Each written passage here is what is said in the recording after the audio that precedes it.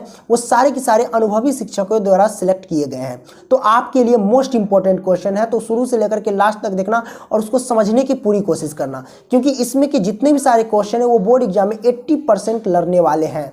तो यार आराम से पलथी मारो और देखने की पूरी कोशिश करो। अगर आप इसका PDF डाउनलोड करना चाहते हैं तो लिंक डिस्क्रिप्शन में है, वहां से आप लोग डाउनलोड कर लीजिएगा। और इसका मॉडल सेट 1 मैंने सॉल्व कर दिया, उसका भी लिंक आपको डिस्क्रिप्शन में मिल जाएगा। तो आइए हम पहला प्रश्न देखते हैं। पहला प्रश्न क्या कहता है कि सबसे छोटी भाज्य संख्या और छोटी अभाज्य संख्या का मौसा कितना होगा। तो यहाँ समझने वाली बात क्या है, यहाँ समझने वाली बात यह है कि भैया भाज्य संख्या क्या होता है, अभाज्य संख्या क्या होता है। तो हम समझेंगे, देखिए भाज्य संख्या, यहाँ भाज्य संख्या को समझ लेते हैं तो आपको पता चल जाएगा कि सबसे छोटी भाज्य संख्या क्या होता है। देखिए भाज्य संख्या वह संख्या है जो स्वयं से भी कटे और एक से भी कटे और कोई तीसरा संख्या से भी कटे, ऐसा होना चाहिए। जैसे कि 2 है, तो 2 जो है भैया ये स्वयं से भी कटेगा, क्या कटेगा, ये स्वयं से भी कटेगा और 1 से भी कटेगा, लेकिन कोई अन्य संख्या से नहीं कट रहा है, इसका मतलब ये भाज्य संख्या नहीं हो सकता है, इस बात को ध्यान रखना। तो ये भाज्य संख्या नहीं है। अगर हम 3 लिए तो क्या 3 भाज्य संख्या है, तो आप कहेंगे नहीं, क्यों, क्योंकि ये स्वयं से तो कटेगा और 1 से भी कटेगा, लेकिन कोई तीसरा संख्या से नहीं कट रहा है, इसलिए भाज्य संख्या नहीं होगा। अब 4 देख लो, तो 4 भैया 4 से भी कटेगा, 1 से भी कटेगा, 2 से भी कटेगा, है ना। तो भैया स्वयं से भी कटा, 1 से भी कटा और ये 2 से भी कटा, यानी तीसरा संख्या से भी कट गया, इसका मतलब ये भाज्य संख्या है। समझ रहे हैं मेरी बात। तो अगर हम इसको 4 को काटेंगे तो 4 क्या चीज से कटेगा, तो देख लो 1 से भी कटेगा, ये 2 से भी कटेगा, 2 दूना 4, और ये 4 से भी कटेगा। तो देखो ये स्वयं से भी कटा, 1 से भी कटा और कोई तीसरा संख्या से भी कट गया, यानी कोई भी हो सकता है, थर्ड पार्टी, ठीक है। तो मतलब 2 संख्या से अधिक संख्या से जो कटे, यानी 2 संख्या से अधिक होना चाहिए, अधिक संख्या से जब कट जाए तो वो भाज्य संख्या कहलाती है।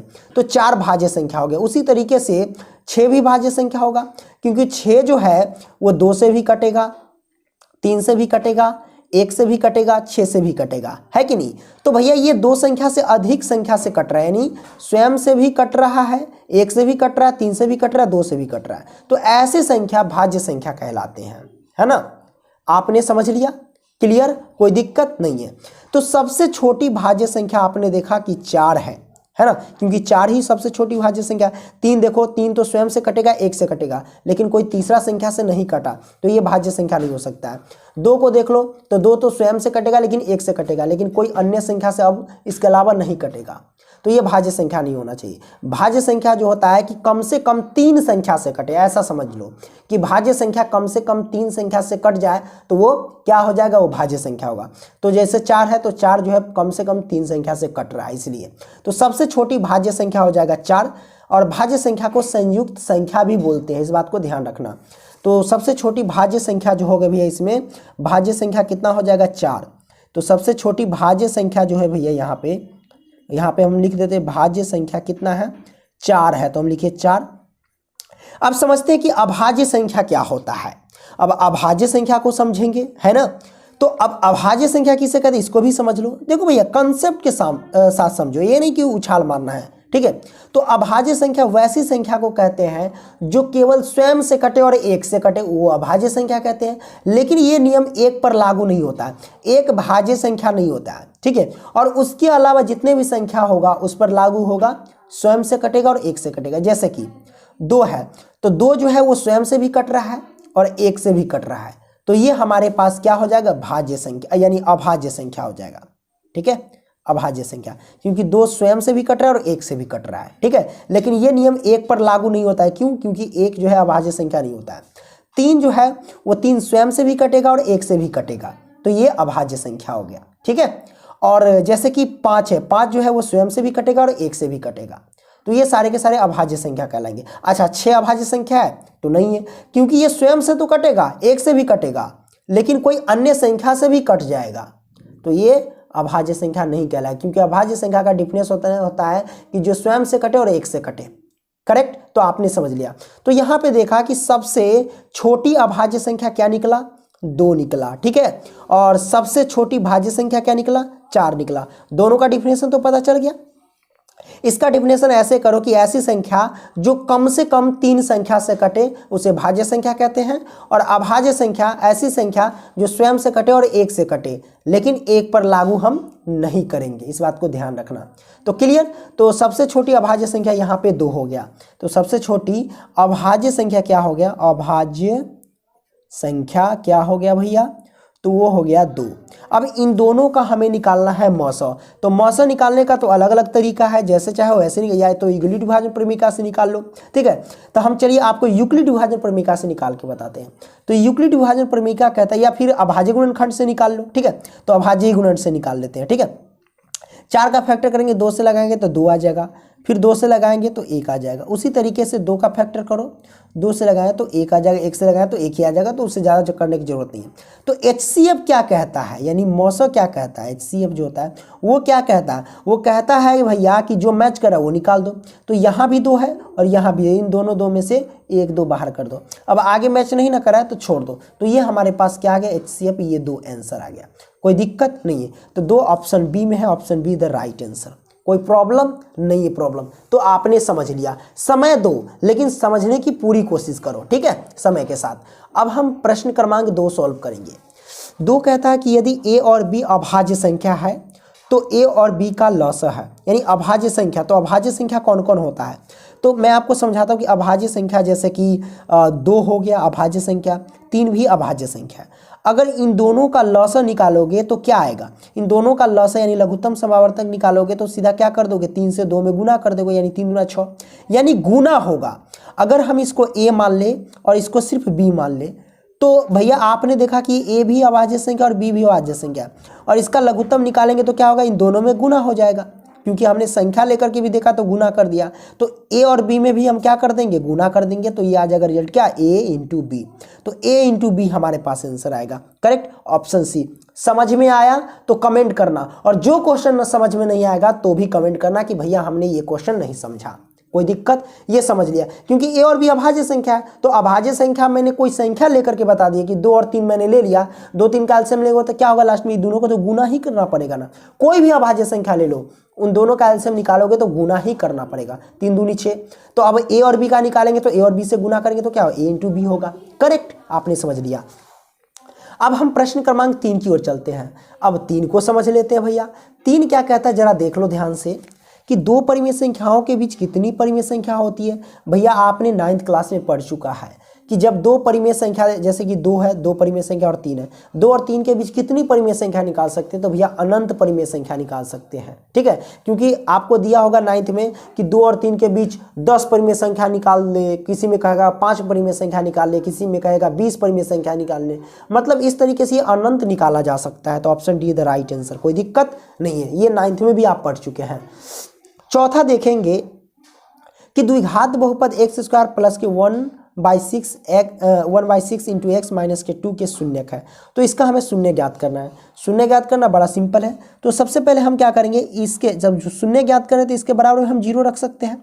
तो हम क्या करेंगे, सबसे पहले 6 है ना नीचे, तो हम क्या करेंगे, इस पूरे में 6 से मल्टीप्लाई कर देंगे। तो पूरे में 6 से मल्टीप्लाई करेंगे तो क्या होगा, 6x स्क्वायर हो जाएगा, प्लस में 1/6 में गुना करेंगे तो क्या होगा, सिर्फ, क्योंकि 6 से 6 तो कट जाएगा तो बचेगा x, और माइनस 6 में 2 से गुना करेंगे तो ये 12 हो जाएगा, और बराबर में 0। बराबर में 0 मैंने इसलिए लिखा क्योंकि हमें शून्य ज्ञात करना, इसलिए, ठीक है।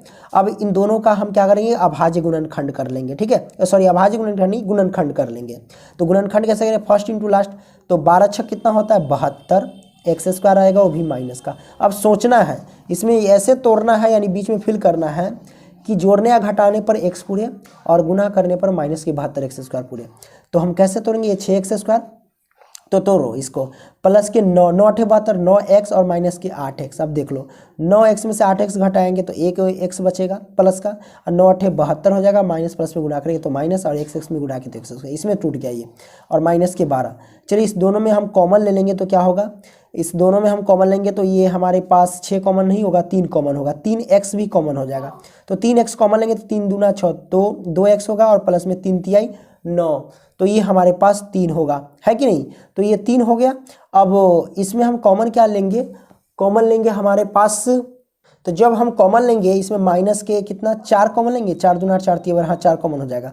तो 4 कॉमन लेंगे तो 4 दूनी 8 हो जाएगा, ये x माइनस माइनस क्या हो जाएगा प्लस 4 तीन 12। देखो इन दोनों में से क्या हो जाएगा, एक निकलेगा 2x और प्लस के 3, और इधर क्या निकलेगा 3x माइनस के 4 और बराबर में 0। ठीक है, इसके बराबर में 0 रहेगा तो इसका रिजल्ट क्या आ जाएगा, इसका रिजल्ट हम डायरेक्ट निकाल रहे हैं। ठीक है, x बराबर हम निकाल रहे हैं प्लस का 3 है, पर बराबर से उधर ले जाएंगे तो माइनस का 3, और 2 गुना में रहेगा तो ये बट्टे में आ जाएगा। तो इसका निकाल लिया मैंने डायरेक्ट बराबर में 0 रख के। ठीक है, अब इसका निकाल लेते हैं, बराबर में 0 है तो इसका हम डायरेक्ट x के वैल्यू निकालेंगे तो हमारे पास क्या आ जाएगा, ये आ जाएगा भैया हमारे पास माइनस के 4, इधर आ जाएगा तो प्लस का 4, और 3 गुना में रहेगा तो ये बट्टा में आएगा। तो देखो -3/2 और 4/3 आया, -3/2 और 4/3 है, option be the right answer. कोई दिक्कत नहीं है, दिक्कत आपने समझ लिया इसको। अब हम प्रश्न क्रमांक 5 की ओर चलते हैं। 5 को देखो, यदि द्विघात बहुपद px² प्लस 3x प्लस के p का शून्यक -2 तो p का मान होगा। ये तो बड़ा सिंपल है भैया, एक शून्यक दे दिया गया है -2 और p का मान ज्ञात करने के लिए। तो ये देखो किसके पद में, तो x² के पद में है तो ये x की वैल्यू हो जाएगी, क्योंकि ये शून्यक है तो ये x की वैल्यू हो जाएगी। अब x का वैल्यू इसमें पुट करो तो हम रखेंगे p, और x² है तो x के जगह पे -2 रखेंगे तो -2 का स्क्वायर करेंगे तो क्या हो जाएगा, -2 का स्क्वायर हो जाएगा प्लस के 4, हम डायरेक्ट कर दिए, कोई दिक्कत नहीं है दिक्कत। अब प्लस में 3x है तो x के जगह पे -2 रखेंगे, -2 में 3 से गुना करेंगे तो -6 हो जाएगा, तो ये हो जाएगा -6 हमने कर दिया। अब प्लस का ये p है तो p, अब हमें शून्य कह रहा था इसलिए हम 0 रखेंगे क्योंकि p का मान हमें ज्ञात करना है। तो अब यहाँ से हम क्या कर सकते हैं, इसका हम p का मान डायरेक्ट हम निकाल लेते हैं। तो अच्छा ये 4p है ना, p है तो 4 को p 1 को p कितना होगा, 5 को p हो जाएगा, है ना। और बराबर में ये 0 है, -6 बराबर से उधर जाएगा तो क्या हो जाएगा प्लस का 6 हो जाएगा, इसलिए हम कह सकते हैं कि p का मान हो जाएगा 6/5 हो जाएगा। तो 6/5 हो जाएगा। अब ऑप्शन में देखो किसका कौन होगा, तो ये देखो इधर ऑप्शन है, ऑप्शन ए में है 6/5, तो ऑप्शन ए इधर राइट आंसर 6/5। तो आपने इस प्रश्न को, 5वें प्रश्न को सॉल्व कर लिया। आइए अब हम 6ठा प्रश्न सॉल्व करते हैं। तो यहाँ पे आप देख सकते हैं 6ठा प्रश्न यहाँ पे, ठीक है। तो 6ठा प्रश्न कहता है कि यदि बहुपद x² माइनस के kx प्लस के 8 के शून्यकों का योग 6 है तो k का मान ज्ञात कीजिए। ये तो बड़ा सिंपल है, शून्यकों का योग दिया गया है 6, शून्यकों के योग को हम कहते हैं अल्फा प्लस में बीटा कहते हैं। तो अल्फा प्लस बीटा दे रखा है 6, ठीक है। और अल्फा प्लस बीटा का फॉर्मूला होता है माइनस के b/a, तो बराबर में ये 6 तो 6। अब माइनस b/a है ना, तो अब सोचो माइनस है तो माइनस, और b की वैल्यू हमारे पास क्या है kx है, लेकिन हम इसमें लेंगे सिर्फ k, माइनस का k, तो हम ले लेंगे माइनस का k, और बटा में हम लिखेंगे a की वैल्यू हमारे पास x² है, इसमें 1 छिपा है तो 1 ले लेंगे, और बराबर में 6। तो जब हम इसको सॉल्व करेंगे तो माइनस माइनस से गुना करेंगे तो प्लस का k, और बराबर में 6 है तो 6, तो k की वैल्यू आ जाएगी 6 आंसर। कोई दिक्कत नहीं है, मतलब ट्रिकी वाली क्वेश्चन है ना। तो option D the right answer, कोई दिक्कत नहीं है दिक्कत। अब हम इस प्रश्न को सॉल्व करेंगे, जरा देखना ध्यान से। प्रश्न क्या कहता है कि 10 के पावर 2y बराबर 25, तो 10 के घात माइनस यानी 10 के घात -y बराबर होगा। तो ये तो बड़ा सिंपल है, आपको इसका मान निकालना है। तो आप इन दोनों को इस तरीके से सॉल्व करो कि ये हमारे पास आ जाए, ठीक है। तो कैसे सॉल्व करेंगे, तो देखो इसको हम क्या लिख सकते हैं, जैसे 10 के घात 2y है तो इसको हम ऐसे लिख सकते हैं कि 10 के घात 2 और नहीं 10 के घात y कर देते, क्योंकि y में हमको लाना है। तो 10 के घात y और इसका होल स्क्वायर कर सकते हैं, बिल्कुल कर सकते हैं, क्योंकि अगर ब्रैकेट लगा है तो 2 से y में ये क्या हो जाएगा, गुना हो जाएगा। इस बात को ध्यान रखना, कोई दिक्कत नहीं है दिक्कत। ओके, तो ये आपने समझ लिया। ओके, अब इसको हम क्या कर सकते हैं, अच्छा ये नहीं समझ में आ रहा है तो देखो समझ में आएगा, क्योंकि हम गुना में रखे हैं तो 2 से y में मल्टीप्लाई तो उतना ही हो जाता है, इतना को इतना लिख सकते हैं। बराबर हमारे पास 25 है तो 25 हम लिखेंगे, ठीक है। अब यहाँ से इसको हम कैसे सॉल्व करेंगे, देखो इसको हम सॉल्व करने का तरीका है, इसको हम ऐसे कर सकते हैं। 10y को आप क्या लिख सकते हैं, 10y को आप लिख सकते हो कि 1 में 10 के घात माइनस के y, बिल्कुल लिख सकते हो। मैंने इसलिए लिखा क्योंकि आपको अब हम समझाते हैं कि क्यों लिख सकते हैं। देखो अगर इसको अगर सॉल्व करोगे तो इतना ही आएगा, आप देख लो सॉल्व करके ना, देखो इसको अगर सॉल्व करोगे तो उतना ही आएगा। कैसे आएगा, देखो अगर 1 है तो 1 लिखेंगे, बट्टा है तो बट्टा, 10 के घात -y, अगर माइनस हटाने के लिए हम क्या करते हैं, जो संख्या रहता है उसको 1 के बट्टे में लिख देते हैं, तो 10 के घात y हम लिख सकते हैं इसको, ठीक है। अब देखो बराबर में 1 है तो 1, और मेन बट्टा, बट्टा का मतलब क्या होता है, भाग, भाग को गुना में ले जाएंगे तो 10y ऊपर जाएगा, 10 के पावर y, और नीचे जाएगा 1 से कट जाएगा तो 10 के घात y आ जाएगा, ठीक है। तो हम 10 के घात y को हम क्या लिख सकते हैं, यहाँ ऐसे लिख सकते हैं, ठीक है, क्योंकि ये पुनः वो आ गया इसलिए इसको हम इतना लिख सकते हैं। ओके, तो हमने लिख दिया। अब बराबर ये ऊपर होल स्क्वायर है तो हम होल स्क्वायर कर देंगे इसका, और बराबर 25 है तो 25 कर देंगे, ठीक है।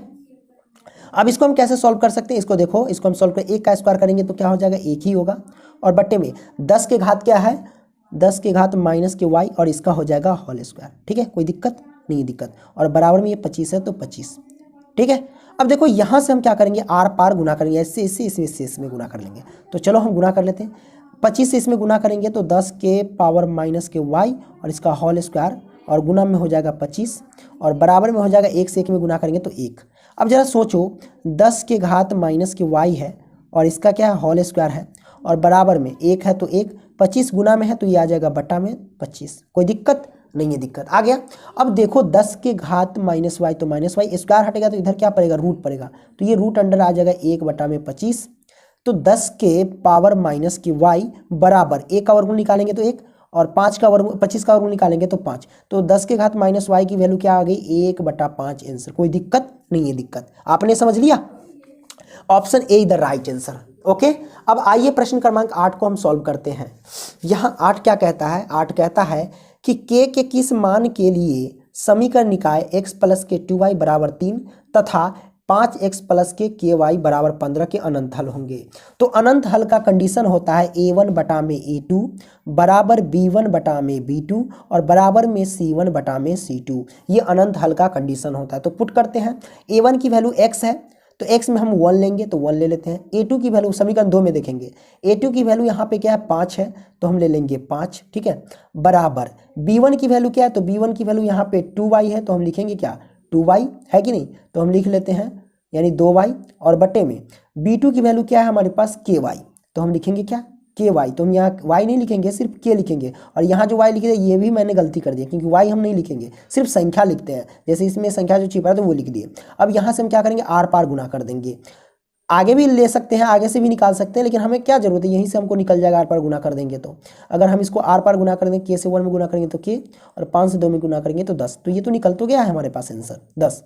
ठीक है, कोई दिक्कत नहीं है, दिक्कत तो आपने यहाँ से निकाल लिया, तो देख लो k का मान 10 कहाँ है हमारे पास आंसर, ये option be the right answer. ठीक है, अब जो है भैया, अब हम लेंगे क्या, अब 8 तो सॉल्व कर लिए, अब हम लेंगे प्रश्न क्रमांक 9। तो आइए अब हम प्रश्न क्रमांक 9 को बेहतरीन तरीके से सॉल्व करते हैं। तो ये हमारे पास प्रश्न क्रमांक 9 है। 9 कहता है कि यदि दो चर में दो रैखिक समीकरणों के हल अनंत हो तो उनके आलेख होंगे, यानी ग्राफ कैसा होगा। देखिए, अनंत हल कह लो या अपरिमित रूप से अनेक हल कह लो, तो इसका कंडीशन क्या होता है आपको पता है कि a1 बटा में a2 बराबर b1 बटा में b2 और बराबर c1 बटा में c2, यही तो होता है अनंत हल का, यानी अपरिमित रूप से अनेक हल का कंडीशन। तो इस प्रकार का जब भी आता है तो उस समीकरण का ग्राफ कैसा होता है, तो अपरिमित रूप से जो अनेक हल है तो उसका ग्राफ होता है समपाती। क्या होता है, समपाती। समपाती का मतलब कि एक रेखा इस पर गया तो दूसरा रेखा भी इसी पे जाएगा। ठीक है, यानी दो समपाती रेखा होगा इसका आंसर। तो option C the right answer, दो समपाती रेखा। आपने इसको समझ लिया। अब हम प्रश्न क्रमांक 10 की ओर चलते हैं। देखो भैया 10 क्या कहता है कि निम्न में से कौन द्विघात समीकरण नहीं है। अब यहाँ पूछ रहा है कि निम्न में से कौन द्विघात समीकरण नहीं है। देखो, ज़्यादा सॉल्व करेंगे तो समय लग जाएगा। ऑप्शन ए का जो है आप लोग सॉल्व करना, ये द्विघात समीकरण है, क्योंकि एक तो इसको सॉल्व करके देखने लेना, ये भी द्विघात समीकरण आएगा, ये भी द्विघात समीकरण नहीं होगा, और ये भी द्विघात समीकरण, ये द्विघात समीकरण नहीं होगा। इसको हम सॉल्व करके बता देते हैं। देखो, इसके नीचे एक छिपा रहता है ना, तो यहाँ पे इन दोनों देखो एक्स स्क्वायर है और प्लस के 1 बटे एक्स स्क्वायर है और प्लस बराबर में 2 है। चलिए इसको सॉल्व कर दे। इसके नीचे एक छिपा रहता है, इन दोनों का एलसीएम लेंगे तो एक्स स्क्वायर। अब देखो 1 से एक्स स्क्वायर में भाग देंगे तो एक्स स्क्वायर होगा, एक्स स्क्वायर में एक्स स्क्वायर गुना करेंगे तो एक्स के पावर 4 हो जाएगा। जब ही ये 4 आया तो इसी से आप पता लगा सकते हो कि ये द्विघात समीकरण नहीं होगा, क्योंकि इसका घात 4 हो गया और द्विघात समीकरण का अधिकतम घात 2 होता है, इसलिए नहीं हो सकता है। इसको भी सॉल्व कर लो, बराबर 2, सब सॉल्व करोगे तो वही बात है, अधिकतम घात 4 आ गया, नहीं हो सकता है ना। तो ये द्विघात समीकरण नहीं है, तो option D the right answer.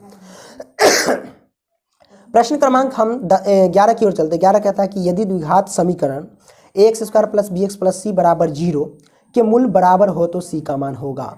बड़ा सिंपल है, मूल बराबर होता है, जब मूल बराबर होता है तो डी बराबर क्या होता है, 0। जब मूल बराबर यानी डी बराबर 0, तो डी की वैल्यू यानी सूत्र होता है बी स्क्वायर माइनस के 4ac और बराबर 0। हमको ज्ञात करना है सी का मान, तो हम इस साइड सी रखेंगे, हमेशा याद रखना। तो ये माइनस के 4ac, तो 4ac बराबर ये प्लस का बी स्क्वायर इधर आ गया तो माइनस का बी स्क्वायर हो जाएगा। अब हम सी का मान निकालेंगे तो ये हो जाएगा माइनस के बी स्क्वायर और बट्टे में हो जाएगा, क्योंकि सी निकाल रहे हैं तो बाकी ये तो गुना में है, तो गुना से इधर यानी बराबर से इधर लाएंगे तो ये बट्टे में हो जाएगा माइनस के 4a। ये माइनस से माइनस कैंसिल, तो बी स्क्वायर बट्टे 4a आंसर हो जाएगा। तो आप देख लीजिए बी स्क्वायर बट्टे में 4a कहाँ पे है, तो ऑप्शन डी में आप देख सकते हो बी स्क्वायर बट्टे में 4a is the right answer. ठीक है, तो option D the right answer. समझ गए। अब हम सॉल्व करेंगे प्रश्न क्रमांक 12। प्रश्न क्रमांक 12 कहता है कि द्विघात समीकरण x square plus b x plus c बराबर 0, जहाँ a के बराबर 0 नहीं है तो में x का मान होगा। सिंपल सी बात है। इस यहाँ आपसे पूछ रहा है द्विघाती सूत्र, है ना, तो द्विघाती सूत्र बराबर कौन होगा इसमें देख सकते हो, आपको याद होना चाहिए minus B plus minus B square minus 4ac बट्टे में 2a, यही तो है option C the right answer, बाकी नहीं है। ठीक है, तो option C the correct answer हो जाएगा। तो 12 का आंसर आपने समझ लिया। आइए अब हम 13 देखते हैं। तो 13 को सॉल्व करेंगे। 13 क्या कहता है यहाँ पे देखना ज़रा ध्यान से। 13 कहता है कि जब AP के प्रथम पद 2 तथा सार्व अंतर 3 हो तब AP के 3 पद होंगे। भैया प्रथम पद यानी A बराबर है 2 और सार्व अंतर को हम D बोलते हैं, D बराबर 3, तो AP के 3 पद है। तो AP का सबसे पहले व्यापक रूप क्या होता है, तो AP का व्यापक रूप A प्लस के D A प्लस में 2D, इतना तक रखो क्योंकि हमको 3 पद में ज्ञात करना। आगे जाओगे तो A प्लस के 3D A प्लस के 4D, ये आगे बढ़ता रहेगा। तो AP के व्यापक रूप से ही हम AP ज्ञात कर लेते हैं। तो A के जगह पे हम 2 है तो 2 रखेंगे, A के जगह पे 2 है तो 2 और प्लस में D के जगह पे 3 है तो 3 लिखेंगे, A के जगह पे 2 और प्लस में 2 गुने में D के जगह पे 3 तो 3 रखेंगे। ये 2 हो जाएगा, 3 2 ये 5 हो जाएगा और ये 3 दूना 6, 6 2 कितना हो जाएगा 8 हो जाएगा। तो ये हमारे पास आंसर आ गया। आगे भी निकाल सकते, 3 पद में निकल गया। तो 2 5 8 का आंसर 2 5 8, ये option be the right answer. कोई दिक्कत नहीं है दिक्कत। प्रश्न क्रमांक 14 कहता है कि n पदों वाले AP का योग n square plus 2n plus के 1 है तो 6वां पद ज्ञात कीजिए। कहने का मतलब ये जो दिया गया है n पदों का योग यानी SN बराबर दिया गया है, ये जो दिया गया है SN बराबर ये दिया गया है, तो हमें 6वां पद ज्ञात करना है।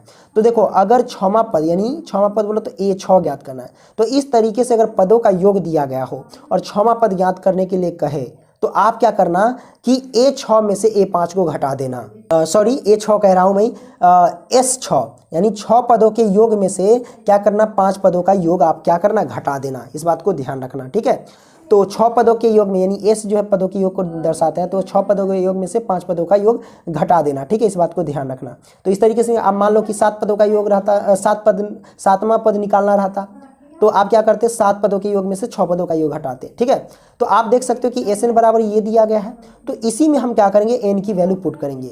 तो इसके अगर 6 पदों का योग निकालेंगे तो n के जगह पे यहाँ 6 है, तो इसमें हम पुट करेंगे n के जगह पे 6। तो चलिए n के जगह पे 6 रखेंगे, 6 पदों का योग निकाल रहे हैं तो n के जगह पे 6, तो 6 का स्क्वायर करेंगे तो कितना होगा 6 का स्क्वायर 36 होगा, डायरेक्ट निकाल दिए, प्लस है तो प्लस। अब n के जगह पे 6 रखेंगे तो 6 दूना 12 हो जाएगा और ये प्लस का 1 है तो 1। ठीक है, अब माइनस, अब 5 पदों का योग हटाएंगे तो 5 पदों का योग निकालते हैं। n के जगह पे 5 रखेंगे तो 5 का स्क्वायर करेंगे तो कितना होगा 25, प्लस में n के जगह 5 5 दूना 10 हो जाएगा और प्लस में 1। ठीक है, तो अब देखो 36 12, तो इन सभी को 12 1 13, 36 12 1 जोड़ देंगे। ठीक है, कोई दिक्कत नहीं। तो 12 3 36 और 12 चौक 48 और 1 49 हो जाएगा। तो ये सबको जोड़ेंगे 49 और माइनस के 25 आ 10 कितना होता है 25 आ 10 होता है भैया 35 आ 1 हो जाएगा 36।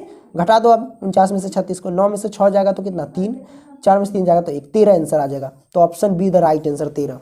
अब हम प्रश्न क्रमांक चलते हैं किसकी ओर, तो प्रश्न क्रमांक 5 की ओर चलते हैं। 5 क्या कहता है जरा ध्यान से देखना। 5 कहता है कि समांतर श्रेणी रूट अंडर 18 50 और 98 162, इसका हमें सार्वंतर ज्ञात करना है। तो चलिए सबसे पहले हम क्या करेंगे, इसका अभाज्य गुणनखंड करके निकाल लेंगे। तो 18 का अभाज्य गुणनखंड करेंगे तो कितना होगा, तो ये हो जाएगा जैसे कि 3 3 9 2 18, 3 रूट अंडर 2 हो जाएगा। 3 बाहर है, इसका मतलब है कि अंदर में 2 बार 3 होगा तभी तो बाहर आएगा। तो 3 3 9 9 दूना 18 आ गया।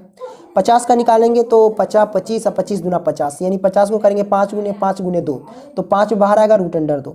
जो बाहर है उसी को उसी संख्या से गुना करो, 5 है तो 5 बाहर है तो 5 से गुना करो, 50 25 और 25 दूना 50, तो इसका ये फैक्टर आएगा। 98 को कैसे तोड़, अच्छा 98 को तोड़ने की जरूरत नहीं क्योंकि हमको सार्वंतर ज्ञात करना है, तो 2 ही में से तो सार्वंतर निकाल सकते हैं। आगे वाले पद में से पीछे वाले पद घटा दो, तो 5 रूट अंडर डी ज्ञात करने के लिए आगे वाले पद क्या है हमारे पास 5 रूट अंडर 2 में से घटा देंगे हम 3 रूट अंडर 2, तो घटा देंगे तो कितना होगा 5 को रूट अंडर में से 3 को रूट अंडर 2 घटेगा तो 2 को रूट अंडर 2 आएगा। तो यही तो है आंसर, तो option be the right answer. ठीक है, कोई दिक्कत नहीं, दिक्कत आपने समझ लिया है ना।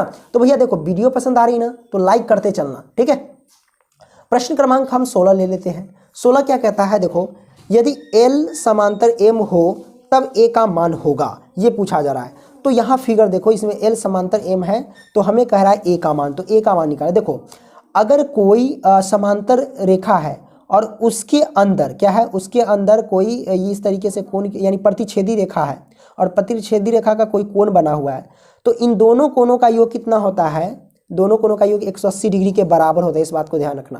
कहने का मतलब इसको और इसको जोड़ेंगे तो जोड़ करके क्या होगा, बराबर में कितना 180 डिग्री रखेंगे। तो आइए हम देख लेते हैं, इन दोनों को जोड़ेंगे तो हम लिख सकते हैं कि 3a और प्लस के 60 डिग्री है, तो 60 डिग्री, 3a प्लस में 60 डिग्री, ओके, और प्लस में 4a और प्लस में 40 डिग्री, ठीक है, ये मैंने रख दिया। और बराबर में कितना हो जाएगा 180 डिग्री, ठीक है। इस बात को, इन दोनों कोणों का योग कितना 180 डिग्री हो जाएगा, क्योंकि एक ही साइड है, एक ही ओर बना हुआ है। इस बात को ध्यान रखना, इधर है और इधर बना, इसीलिए मैंने 180 डिग्री लिखा, ठीक है। समझ गए। दोनों को जोड़ेंगे तो 4a और 3a 7a होगा, ठीक है, और बराबर में ये 180 डिग्री, तो 180 डिग्री, 40 डिग्री 60 डिग्री 100 डिग्री, और घटाएंगे तो इधर हो जाएगा 100 डिग्री, यानी प्लस का होगा, माइनस करेंगे पक्षांतर करें तो इधर माइनस का हो जाएगा। तो भैया ये तो कोई ऑप्शन ही नहीं नजर आ रहा है, ये 80 डिग्री आएगा, तो इसमें तो कोई ए का वैल्यू 80/7 आएगा, तो 80/7 तो है नहीं। इसका मतलब इस फिगर में कुछ गड़बड़ है। इस फिगर में क्या होगा कि ये 4a प्लस के 40 डिग्री है ना, ये इस साइड ना होकर के इस साइड होगा। किस साइड, इस साइड। अगर इस साइड ये 4a प्लस के 40 डिग्री रहेगा तो क्या होगा, ये कोण इस कोण के बराबर हो जाता है। क्यों, क्योंकि एकांतर कोण के नाते ये कोण इस कोण के बराबर हो जाता है। बोले तो इधर रहेगा तो, है ना, ये कोण इस कोण के बराबर हो जाएगा। तो बराबर हो जाएगा तो इन दोनों को एक दूसरे को बराबर कर देंगे। तो मान लो कि अगर बराबर करेंगे तो ये हमारे पास क्या 3a है, क्या है 3a और प्लस में 60 डिग्री, क्योंकि एकांत इधर है और एकांतर कोण के नाते इधर अगर ई रहता तो एकांतर कोण के नाते इन दोनों बराबर हो जाएगा। तो 3a प्लस 60 डिग्री और बराबर में क्या हो जाएगा 40a प्लस में 4a प्लस में 40 डिग्री, ये आ जाएगा ये दोनों को, है ना। अब इसको सॉल्व कर लो। 3a प्लस का है, 4a इधर आया तो माइनस के 4a, बराबर में ये 40 डिग्री, ये प्लस का इधर है तो माइनस का, ठीक है। अब इन दोनों 3 को a में से 4 को a घटेगा तो माइनस के a बराबर 40 में से 20 जाएगा तो माइनस के 20 हो जाएगा, यानी 40 में से 60 जाएगा तो माइनस के 20 होगा। माइनस से माइनस कैंसिल, तो a की वैल्यू हो जाएगी 20 डिग्री, ठीक है। तो a की वैल्यू 20 डिग्री। अब देखो ऑप्शन में तो है यहाँ 20 degree, option C the right answer. कहने का मतलब इस फिगर में ये इधर है तो एक वैल्यू इधर होगा। इस बात को ध्यान रखें, तभी तो एकांतर कोण के नाते बराबर करेंगे, और नहीं तो फिर ऑप्शन गलत होगा, है ना। तो इसको इधर आएगा तो इस तरीके से हम सॉल्व कर सकते हैं, ठीक है। कोई दिक्कत, आपने समझ लिया, क्योंकि कंसेप्ट को आपको समझना है और कुछ नहीं है। अब 17 को सॉल्व कर लेते हैं। 17 क्या कहते हैं, दिए गए त्रिभुज EFG में LM समांतर EF तो LE का मान होगा। बड़ा सिंपल है ये, LE का मान बोले। देखो LM समांतर जब FG है तो LE का मान, सिंपल सी बात है, EL बटे में LF हो जाएगा और EM बटे में MG हो जाएगा, ठीक है। तो वही हम निकाल लेते हैं इसमें, EL बटे में क्या हो जाएगा LF, तो LF की वैल्यू क्या है 7.2, तो 7.2 रखेंगे, ठीक है। और बराबर में EM की वैल्यू क्या है 1.8, तो EM बट्टे में क्या हो जाएगा MG की वैल्यू है 5.4। अब काटो तो 18 3 4 18 चौक 72, इसको हम काट सकते हैं, ठीक है। ऐसा करो दशमलव से दशमलव कटे, तो अब इसको काटो 18 3 54 कट गया तो एक ऊपर जाएगा, ठीक है। कोई दिक्कत नहीं है, दिक्कत। अब इसको काटो तो हम कैसे काटेंगे, देखो EL है तो EL से 3 में गुना करेंगे तो ये EL हो जाएगा, है कि नहीं। तो EL और बराबर में 7.2, अच्छा EL से 3 में गुना तो ये 3 रखेंगे ना, और बराबर 7.2 से 1 में गुना करेंगे तो ये 7.2 होगा। कोई दिक्कत नहीं है, दिक्कत। अब यहाँ से हम क्या करेंगे, काटेंगे इसको, तो EL बराबर हो जाएगा 7.2 और बट्टे में 3। काट दो इसको। कैसे काटेंगे इसको, तो इसको काटने का तरीका ये है कि इसमें हम भाग देंगे, तो 3 दूना क्या हो जाएगा 6 हो जाएगा, 3 दूना 6 हो जाएगा। अब एक इधर जाएगा तो 4 तिया 12 हो जाएगा, यानी 2.4 आ जाएगा, क्योंकि एक अंक के बाद दशमलव रखेंगे, तो 2.4 option be the right answer. कोई दिक्कत नहीं है, दिक्कत आपने समझ लिया 17 को। अब हम क्या करेंगे, प्रश्न क्रमांक 18 को लेते हैं। तो यहाँ पे आप देख सकते हैं प्रश्न क्रमांक 18 क्या कहता है, देखो। तो ये हमारे पास प्रश्न क्रमांक 18 है। अब हम क्या करेंगे, इसको हम सॉल्व करेंगे, ठीक है।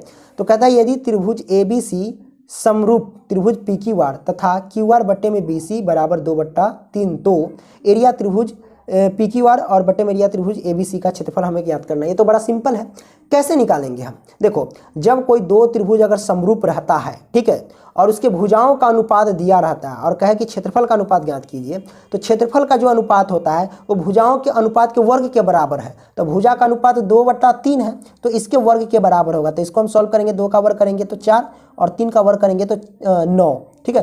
तो 4/3 आएगा आंसर। तो 4/3 बोल रहा हूँ यार, 4/9 है, क्या बोल रहा हूँ, 4/9 option A the right answer. कोई दिक्कत नहीं है दिक्कत। अब हम प्रश्न क्रमांक 19 की ओर चलेंगे।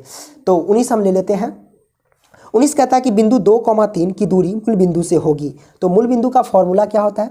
मूल बिंदु का फॉर्मूला होता है x² और प्लस y² का रूट अंडर, ठीक है। तो x के जगह पे 2 रखेंगे तो 2 का स्क्वायर करेंगे तो कितना होगा, 4 होगा, और y की जगह पे 3 रखेंगे और 3 का स्क्वायर करेंगे तो 9 होगा, ठीक है। अब 4 9 कितना होगा, 13 और रूट रहेगा, तो root under 13 is the right answer, option C the right answer, ठीक है। अब हम प्रश्न क्रमांक 20 की ओर चलते हैं। 20 क्या कहता है, जरा देख लो ध्यान से। 20 कहता है कि बिंदुओं -5,7 और -1,3 के बीच की दूरी है। तो चलिए दूरी सूत्र से हम निकालेंगे। दूरी सूत्र क्या कहता है? दूरी सूत्र कहता है कि x1 माइनस के x2 का होल स्क्वायर और प्लस में y1 माइनस के y2 का होल स्क्वायर। आप इसे x2 माइनस x1 भी कर सकते हैं और y2 माइनस y1 भी कर सकते हैं, कोई फर्क नहीं पड़ता है, और उसका रूट अंडर। तो ये हमारे पास x1 है, ये y1 है, ये x2 है, ये y2 है। तो चलिए हम पुट करते हैं। x1 की वैल्यू है -5 और माइनस x2 की वैल्यू हमारे पास क्या है, x2 की वैल्यू दिया गया है -1, तो माइनस माइनस डायरेक्ट हम प्लस के 1 कर सकते हैं और इसका होल स्क्वायर, प्लस y1 की वैल्यू दिया गया है 7 और माइनस y2 की वैल्यू हमारे पास दिया गया है 3 और इसका कर देंगे होल स्क्वायर। अब रूट है तो हम रूट लगा देंगे। अब इसको सॉल्व करें, देखो -5 है और प्लस के 1 है, तो 1 में से 5 घटेगा तो -4 बचेगा, -4 का स्क्वायर 16, तो हम डायरेक्ट लिखेंगे 16 और प्लस में 7 में से 3 जाएगा तो कितना बचेगा, 4, 4 का स्क्वायर होता है 16, तो 16 लिखेंगे और 16 कितना होगा, 32 रूट अंडर, और 32 का रूट निकालोगे तो कितना होगा, तो 4 चौके 16, 16 दूना 32, यानी 4 रूट अंडर 2 आएगा, है ना। 4 चौके 16, 16 दूना 32, 4 रूट अंडर 2 आएगा इसका, है ना, जब निकालोगे वर्गमूल से बाहर। तो 4 रूट अंडर 2 देख लो, इसका option C the right answer, 4 root under 2। कोई दिक्कत नहीं है दिक्कत। अब हम प्रश्न क्रमांक 21 की ओर चलते हैं। 21 में जो बच्चे टेस्ट दिए थे वो हमें कमेंट कर रहे थे कि क्वेश्चन में थोड़ा कुछ गड़बड़ है। हाँ बिल्कुल गड़बड़ है, क्योंकि यहाँ पे देखो a cos थीटा है और 0 है, और ये 0 sin थीटा जो देख रहे हैं ये भी आगे इसमें भी a होगा, यही a छूट गया था, a sin थीटा होगा, ठीक है। अब इसको हम सॉल्व करते हैं। बीच की दूरी, दूरी सूत्र यही है, तो दूरी सूत्र से x1 माइनस x2, तो x1 ये है हमारे पास x1, ये x2 और ये हमारे पास ये x1 है, ये y1 और ये हमारे पास x2 है और ये y2 है। तो चलिए हम पुट करें, x1 की वैल्यू हमारे पास है a cos थीटा, ठीक है, और माइनस के x2 की वैल्यू हमारे पास क्या है, x2 की वैल्यू यहाँ 0 है तो हम 0 रखेंगे, इसका कर देंगे होल स्क्वायर, और प्लस में y1 माइनस y2, y1 की वैल्यू यहाँ पे 0 और माइनस की y2 की वैल्यू है a sin थीटा, तो हम लिखेंगे a sin थीटा और इसका कर देंगे होल स्क्वायर, और रूट है तो रूट डाल देंगे, करेक्ट, तो हमने रूट डाल दिया। अब इसको सॉल्व करें, a cos थीटा -0, तो सिंपल से a cos थीटा ही होगा, और a cos थीटा का होल स्क्वायर करेंगे तो ये हो जाएगा a स्क्वायर और cos स्क्वायर थीटा, यही तो होगा, ठीक है। और प्लस में इसका जब हम 0 से घटा तो वही बात है, इसका होल स्क्वायर करेंगे तो ये हो जाएगा a स्क्वायर, क्योंकि माइनस वाला करेंगे या निकालेंगे तो वही प्लस का ही होता है a स्क्वायर, और इसको लिख सकते हैं sin स्क्वायर थीटा। कोई दिक्कत नहीं है दिक्कत। अब ये रूट है तो रूट में रखेंगे। अब देखो इसमें a स्क्वायर अगर हम कॉमन लेते हैं तो a स्क्वायर कॉमन ले लेंगे तो बचेगा क्या अंदर, cos स्क्वायर थीटा और प्लस में sin स्क्वायर थीटा, यही तो बचेगा। तो a स्क्वायर कॉमन लेंगे तो cos स्क्वायर थीटा और sin स्क्वायर थीटा बचेगा। तो cos square theta plus sin square theta किसके बराबर होता है, 1 के बराबर होता है। 1 तो हम डायरेक्ट लिख देंगे, यहाँ पे हम आपको समझा रहे हैं, ठीक है, इसलिए आप लोग एक स्टेप बढ़ा लेना। तो a स्क्वायर से 1 में गुणा करेंगे तो a स्क्वायर ही रहेगा, a स्क्वायर का वर्गमूल निकालेंगे यानी रूट अंडर निकालेंगे तो a आएगा, option A the right answer. कोई दिक्कत नहीं है दिक्कत, तो a इसका करेक्ट आंसर होगा। चलिए अब प्रश्न क्रमांक 22 हम देखते हैं। 22 कहता है कि यदि त्रिभुज के शीर्षों के नियामक 0,8, 0,0 तथा 6,0 है तो त्रिभुज का परिमाप होगा। अब परिमाप कह रहा है ज्ञात करने के लिए, तो अब हम आपको बताते हैं परिमाप इसका कैसे निकलेगा। तो जैसा कि देख सकते हैं ये त्रिभुज के तीनों बिंदु हमने लिख लिया है, अब इसको हम सॉल्व करते हैं। देखो सबसे पहले हम क्या करेंगे, त्रिभुज बना लेंगे, ठीक है। तो त्रिभुज हम बना लेते हैं, त्रिभुज ABC, ठीक है। इसको मान लेते हैं एक बिंदु 0,8 मान लेते हैं, और एक बिंदु मान लेते हैं 0,0 और एक बिंदु को मान लेते हैं 6,0। ठीक है। अब कहता है त्रिभुज का परिमाप। परिमाप कहता है कि a + b + c और a + b + c होता है त्रिभुज का परिमाप। कहने का मतलब ये भुजा निकालना है, ये भुजा निकालना और ये भुजा निकालना, दो और तीनों को जोड़ देना है। तो ये भुजा को मान लो अगर a है, ये भुजा b है और ये भुजा c है, तो कैसे निकलेगा? तो आप निकालेंगे ab की दूरी। तो AB की दूरी दूरी सूत्र से निकाल लेंगे, है ना। तो चलिए दूरी सूत्र से हम निकाल लेते हैं। दूरी सूत्र से कैसे निकालेंगे? हम डायरेक्ट निकालें, ठीक है। तो हम निकालेंगे 0 - के 0 का होल स्क्वायर और प्लस 8 - 0 का होल स्क्वायर और इसका रूट अंडर कर देंगे। ये दूरी सूत्र है। इसका 0 ही आएगा, प्लस में इसका 8 में से 0 घटाएंगे तो क्या होगा? 8 ही होगा। 8 का स्क्वायर 64, 64 हो जाएगा। तो अब 64 0 जोड़ेंगे तो 64 ही रहेगा। 64 का वर्गमूल हम निकाल सकते हैं क्या? हाँ बिल्कुल निकाल सकते हैं। 8 64 8 आ जाएगा। तो कहने का मतलब ये इसका a का मान आ गया 8, ये इसका निकल गया 8। अब हम BC की दूरी निकालेंगे। तो ये हमने निकाल लिया AB की दूरी, ठीक है। अब हम निकालते हैं BC की दूरी। तो BC की दूरी कैसे निकलेगा? तो सिंपल सी बात है, ये इसका ये बिंदु हो गया और इसका ये बिंदु होगा 6,0। तो 0 में से हम क्या करेंगे? 6 को घटाएंगे, इसका स्क्वायर, और प्लस में 0 में से 0 को घटा देंगे और इसका होल स्क्वायर कर देंगे, ठीक है। तो सभी को सॉल्व करेंगे तो वही बात है, इसका तो कहानी खत्म हो जाएगा। अब ये बचेगा, तो ये बचेगा -6 का स्क्वायर कितना? 36 होगा। सबको सॉल्व करेंगे 36 ही आएगा और रूट अंडर इसका रूट निकालेंगे तो 6। तो इसका मान जो आगे भी यहाँ पे देख सकते हैं, इसका मान 8 आया और इसका मान 6 आया। अब C का मान निकालें तो AC की दूरी निकालेंगे। तो AC हम कैसे निकाल सकते हैं? वही बात है, AC निकाल रहे हैं तो हम क्या करेंगे?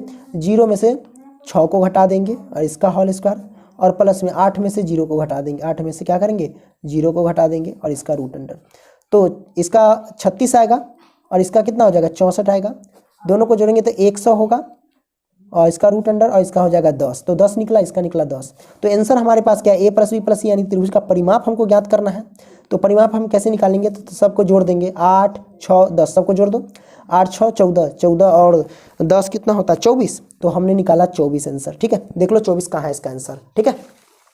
24 तो यहाँ 2 ऑप्शन में नहीं है। चलिए हम अगला ऑप्शन में देखते हैं। यहाँ पे देख लो आएगा, हाँ ऑप्शन C में है 24 इसके। तो option C the right answer. तो आपने इसको ऑप्शन C में करेक्ट कर लिया। अब आइए 23 देखते हैं प्रश्न क्रमांक, ठीक है। आइए अब प्रश्न क्रमांक हम 23 देखते हैं। 23 हम कैसे सॉल्व करेंगे? 3 cos थीटा बराबर 2 है, तो हम इसको क्या लिख सकते हैं? इसको हम लिख सकते हैं कि cos थीटा बराबर, ये 2 है तो 2 लिखेंगे और 3 गुना में है तो ये आ जाएगा बट्टा में। तो ये तो हम लिख ही सकते हैं। और cos थीटा बराबर क्या होता है? B/H होता है। तो B/H हो गया, यानी ये B की वैल्यू और ये H की वैल्यू। अब हमको निकालना है क्या? P। तो P का मान हम कैसे निकाल सकते हैं? P का मान निकालेंगे भैया, H² में से हम B² को घटा देंगे और इसका रूट लेंगे। तो H² यानी 3 का स्क्वायर करेंगे तो 9 और माइनस B² तो B² यानी 2 का स्क्वायर करेंगे तो 4 और इसका रूट अंडर। यही तो होता है फॉर्मूला, है ना। यानी H² - B² का रूट अंडर। अब इस समय 9 में से 4 जाएगा तो 5, यानी P की वैल्यू आ जाएगी रूट अंडर 5। करेक्ट, ये आ गया। अब हमको इसका मान ज्ञात करना है ना। तो चलिए हम निकाल लेते हैं। 2 sec स्क्वायर थीटा, तो 2 और गुना में सेक स्क्वायर थीटा, तो सेक थीटा बराबर क्या होता है? B/H होता है। सेक थीटा बराबर क्या होता है? B/H। तो B/H, तो B की वैल्यू हमारे पास 2 है और H की value sec theta cos theta बराबर B/H, तो सेक थीटा B/ नहीं H/B होगा। क्या होगा? H/B। तो H की वैल्यू हमारे पास 3 है और B की वैल्यू हमारे पास 2 है। इसका स्क्वायर कर देंगे, कोई दिक्कत नहीं। प्लस है तो प्लस, 2 है तो 2। टेन थीटा का फॉर्मूला कहता है P/B होता है। तो P/B, तो P की वैल्यू हमारे पास रूट अंडर 5 है तो रूट अंडर 5, और B की वैल्यू हमारे पास 2 है तो हम लिखेंगे 2, और इसका स्क्वायर है ना 10 स्क्वायर, तो स्क्वायर कर देंगे और माइनस के 7 लिखेंगे। अब इसको हम सॉल्व करेंगे तो क्या होगा? 3 2 गुने में 3 का स्क्वायर कितना होता है? 9 और 2 का स्क्वायर कितना होता है? 4, और प्लस में इस सबको सॉल्व करोगे तो देखो रूट है 5, तो इसका स्क्वायर करेंगे तो ये रूट से बाहर आ जाएगा, सिर्फ 5 बचेगा। 5 में 2 से गुना में है तो 5 से 2 में गुना करेंगे तो 10 हम डायरेक्ट लिख देते हैं, यार रहने दो। 2 गुने में इसका वर्गमूल निकालेंगे तो ये 5 ही आएगा, ठीक है, क्योंकि स्क्वायर से रूट कट जाएगा। अभी 2 का स्क्वायर करेंगे तो कितना होगा? 4 और माइनस के 7, काट दो। 2 दूनी 4 कट गया, इसको काटो। 2 दूनी 4 कट गया, कोई दिक्कत नहीं है। अब हमारे पास बचा 9/2 प्लस के 5/2 और माइनस के 7 बचा। इसको हल करते हैं। इसके नीचे एक छिपा रहता है, ये 2 हो जाएगा, ये 9 प्लस में ये हो जाएगा हमारे पास कितना? तो ये 5 हो जाएगा और ये हो जाएगा माइनस के 7 दूना 14 हो जाएगा, क्योंकि बट्टा के जोड़ घटा तो आता है, इतना डिटेल बताने की जरूरत नहीं है। 9 5 14। अब 14 में से 14 जाएगा तो 0 और बट्टे में 2, और 0 में 2 से भाग देंगे, यानी दुनिया की कोई भी संख्या से अगर हम 0 में भाग देते हैं तो उसका रिजल्ट 0 आता है। तो 0 आंसर होगा इसका, ठीक है। तो आप इसका देख लो 0 कहाँ पे? Option A the right answer 0, correct. आपने इसको भी समझ लिया बेहतरीन तरीके से। अब हम प्रश्न क्रमांक 24 को सॉल्व करते हैं। 24 कहता है कि सेक थीटा प्लस के tan theta into 1 minus sine theta. कैसे सॉल्व करेंगे? देखो सेक थीटा को हम क्या लिख सकते हैं? सेक थीटा को लिख सकते हैं 1 बटे में cos theta, plus tan theta को क्या लिख सकते हैं? टेन थीटा को लिख सकते हैं साइन थीटा बटे में कॉस थीटा, ठीक है, और इंटू में 1 माइनस के साइन थीटा, ये हम लिख देंगे, ठीक है। कॉस थीटा एलसीएम लेंगे तो ये हो जाएगा कॉस थीटा, ये हमारे पास क्या आ जाएगा 1 प्लस में साइन थीटा आ जाएगा, कोई दिक्कत नहीं है दिक्कत। अब इधर जो हो जाएगा ये 1 माइनस के साइन थीटा आ जाएगा, कोई दिक्कत नहीं। अब देखो ये a plus B into A minus B पर गया, तो a plus B into A minus B, इसको दोनों को तोड़ेंगे तो किस तरह लिख सकते हैं? 1 स्क्वायर और माइनस के साइन स्क्वायर थीटा, ये तो लिख सकते हैं, और बट्टे में कॉस थीटा। तो सिंपल सी बात है, हम इसको डायरेक्ट निकाल सकते हैं। देखो एक का स्क्वायर तो एक ही होता है, एक में एक minus sine square theta, 1 minus sine square theta किसके बराबर होता है? कॉस स्क्वायर थीटा के बराबर होता है, ठीक है, और बट्टे में कॉस थीटा हम लिख सकते हैं। तो कॉस स्क्वायर ये है तो कॉस से ये तो कट जाएगा क्योंकि इसमें 2 है, तो बचेगा क्या? सिर्फ कॉस थीटा बचेगा, क्योंकि कॉस का थीटा है तो कॉस थीटा क्या है? इसमें 2 है, कॉस थीटा गुणे कॉस थीटा, तो एक कॉस थीटा इस कॉस थीटा से कट जाएगा तो एक कॉस थीटा बचेगा, तो कॉस थीटा इसका आंसर हो जाएगा, या फिर स्क्वायर से इसको काट दो तो कॉस थीटा सिर्फ बचेगा, ठीक है। तो ये option C the right answer, कोई दिक्कत नहीं है दिक्कत, तो आपने इसको समझ लिया है ना। अब हम प्रश्न क्रमांक क्या करते हैं 25 देखते हैं। 25 क्या कहते हैं? ये देखो सही विकल्प चुनिए, इसमें हम क्या करेंगे 9 कॉमन ले लेंगे। 9 कॉमन लेंगे तो क्या होगा? सेक स्क्वायर ए और माइनस के 10 स्क्वायर ए हो जाएगा, 10 स्क्वायर ए। तो 9 गुने में सेक स्क्वायर ए माइनस 10 स्क्वायर किसके बराबर? 1 के बराबर होता है, 9 गुने 1 गुना करेंगे तो 9 होगा, option be the right answer, कोई दिक्कत नहीं दिक्कत। अब ये देखो 26 कहता है कि निम्न में किनका मान 1/√3 के बराबर है। अब देखो फॉर्मूला पूछ रहा है, क्या डिग्री का मान 1/√3 के बराबर है? तो 10 30 डिग्री का मान होता है 1/√3, कोई दिक्कत नहीं, option C the right answer. 27 को देख लो, 27 क्या कहता है बाबू? 27 कहता है कि sine b plus C by 2 बराबर है। तो इसको अगर हम सॉल्व करेंगे तो कैसे सॉल्व करें? देखो हम 27 का सॉल्व कर रहे हैं, तो आपको पता है कि देखो यदि A comma B comma C किसी त्रिभुज के कोण हो तो sine into B plus C by 2 बराबर पूछ रहा है आपसे। तो त्रिभुज के कोण है तो आपको पता है कि त्रिभुज के तीनों कोणों का योग ए प्लस बी प्लस सी बराबर कितना होता है? 180 डिग्री होता है, ठीक है। अब हमको देखो यहाँ पे इससे देखो b प्लस सी बाई 2 है, तो हम सबसे पहले क्या करते हैं यहाँ पे b प्लस सी रख लेते हैं बराबर 180 डिग्री, प्लस का है इधर रख देते हैं माइनस का है, ठीक है, पक्षांतर। अब नीचे 2 है तो सभी में क्या करेंगे 2 से भाग देंगे, इसमें भी 2 से भाग देंगे, ठीक है, 2 से भाग दिए। अब देखो यहाँ साइन है तो हम क्या करेंगे, इसमें भी साइन से मल्टीप्लाई कर देंगे और इसमें भी साइन से मल्टीप्लाई कर देंगे, कोई दिक्कत नहीं दिक्कत। तो साइन से मल्टीप्लाई कर दिया। अब हम क्या करेंगे, इधर हम सॉल्व कर लेते हैं इसको। देखो ये साइन है तो साइन, क्योंकि ये तो आ चुका है इसका, इसके बराबर इसको अब हमें सॉल्व करना है, तो साइन है तो साइन। अब इसको हम सॉल्व करेंगे, देखो 2 है बट्टा में, तो 180 बट्टे में भी 2 है और a के बट्टे में भी 2 है, तो 180 बट्टे 2, तो इसको हम क्या लिख सकते हैं, 2 से काटेंगे तो 90 आएगा, और माइनस a के बट्टे में भी 2 लिख सकते हैं इसको, ठीक है, अलग अलग करके लिख दिए। 180 बट्टे 2 लिखेंगे तो उसको काटेंगे तो 90 और a के बट्टे में 2 आ जाएगा। तो साइन 90 डिग्री माइनस थीटा, ये a/2 थीटा के स्थान, साइन 90 डिग्री माइनस थीटा क्या होता है? कॉस थीटा होता है, कॉस थीटा, और थीटा के स्थान पे क्या a/2, तो हम लिखेंगे a/2। तो इसका आंसर क्या होगा? Cos a/2। तो इसका ऑप्शन देखते हैं इसका कौन सही होगा, तो ले लेते हैं। देखो यहाँ पे 4 ऑप्शन दिए गए हैं ना, ए में है tan a/2, sign a/2, cos a/2, cos a/2 हमने लाया था ना, कॉस a/2, कॉस a/2 इसका करेक्ट आंसर है, ठीक है। तो आपने इसको समझ लिया। अब हम क्या करते हैं भैया, अगला प्रश्न लेते हैं। देखो प्रश्न क्रमांक हम क्या करते हैं 28 को सॉल्व करते हैं। 28 क्या कहता है कि एक मीनार से 100 मीटर दूर स्थित बिंदु पर मीनार की उन्नयन कोण 60 डिग्री हो तो मीनार की ऊंचाई क्या है? 100 मीटर क्या एक मीनार से 100 मीटर दूर, तो जैसे कि हम एक मीनार खड़ा कर दिए, अब इससे 100 मीटर दूर, तो इससे 100 मीटर दूर हमने कर दिया, इसको 100 मीटर दूर कर दिया। तो 100 मीटर दूर स्थित बिंदु पर मीनार की उन्नयन कोण 60 डिग्री, तो ये यहाँ से लेकर के यहाँ तक ये उन्नयन कोण हुआ और ये 60 डिग्री है। तो कहता है मीनार की ऊंचाई, तो ये तो हमारे पास मीनार की ऊंचाई है, तो मीनार की ऊंचाई याद करें, तो मीनार ये p होता है आपको पता है, और ये भी होता है p/b, यानी 10 में चलो तो tan थीटा बराबर क्या होता है p/b, थीटा का मान है यहाँ 60 डिग्री और p/b, तो हम p रख लेते हैं, ये मीनार की ऊंचाई है, p आप इसको समझ लेना, और b हमारे पास है 100, ठीक है। tan 60 डिग्री का मान क्या होता है √3 और बराबर ये p बट्टा में 100, आर पार गुना कर लो, p से 1 में गुना करेंगे तो p और बराबर 100 से √3 में गुना करेंगे तो 100 √3 हो जाएगा मीटर, यही तो आंसर है। तो 100 √3 option A the right answer, कोई दिक्कत नहीं है दिक्कत, है ना। दोस्तों शेयर करना जरूर दोस्तों को, ठीक है, क्योंकि बहुत ज़्यादा मेहनत लगती है। प्रश्न क्रमांक अब देखो यहाँ पे 29 को सॉल्व कर लेते हैं। 29 क्या कहता है कि सरल रेखाएं x बराबर 2 तथा y बराबर -2 है, तो इसमें क्या होगा? तो सरल रेखा कोई बात नहीं, अब ग्राफ बना लो, तो ग्राफ बना लेंगे, ठीक है। तो ग्राफ बनाने के बाद देखो ये आपको पता है कि ये हमारे पास x है, ये x डैश है, ये हमारे पास y है और ये y डैश है, ठीक है। यानी इधर जो भी होगा वो प्लस वाला होगा, ऊपर भी प्लस वाला, इधर होगा माइनस वाला और नीचे भी प्लस वाला, नीचे भी माइनस वाला होगा ये नीचे, क्या, ठीक है। तो आपने समझ लिया। तो कहता है x का वैल्यू 2, मान लो कि यहाँ पे हमारे पास 2 है, आंकड़े आप करोगे ये 2, फिर यहाँ पे भी 2 है दिया गया, ठीक है, इस बात को ध्यान रखना। तो x की वैल्यू 2, तो x इधर है तो x की वैल्यू 2, तो 2 को हम क्या करेंगे इस तरीके से लेके चलेंगे नीचे की ओर, इस तरीके से। मान लो कि हम इसको क्या करते हैं, इस तरीके से लेके चलते हैं 2, ठीक है, क्योंकि ऊपर भी जा सकता है नीचे भी जा सकता है, इस बात को ध्यान रखना। अब y का मान -2 है तो ये माइनस वाला है, ठीक है, तो -2 है तो इधर से क्या होगा, ये चलेगा, ठीक है, ये इस तरीके से चलेगा। तो ये ऊपर से चला और ये 2 पर से इधर से चला, तो ये दोनों, ये रेखा, ये दोनों एक दूसरे के क्या लंबवत तो है, यानी इस रेखा पे ये लंबवत है और इस रेखा पे ये भी लंबवत है, ये भी लंबवत कह लो या नीचे भी लंबवत कह लो, तो सभी क्या है एक दूसरे के लंबवत है। तो एक दूसरे के लंबवत, option A the right answer. कोई दिक्कत नहीं है, दिक्कत तो आपने इसको क्या किया, समझ लिया है ना।